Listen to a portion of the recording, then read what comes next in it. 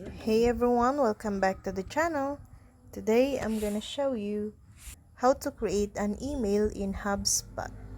So in your Hubspot account, navigate to marketing and email.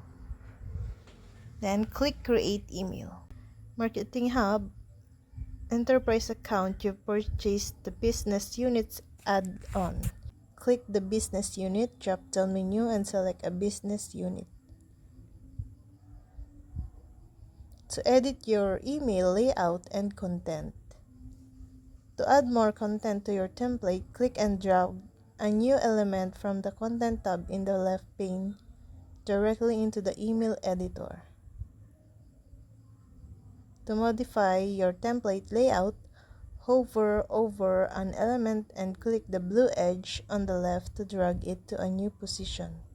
Click the clone icon or trash scan icon to clone or delete the elements. In the left sidebar, click the Design tab. You can also customize the column setting of a specific element. Click an element to customize its content.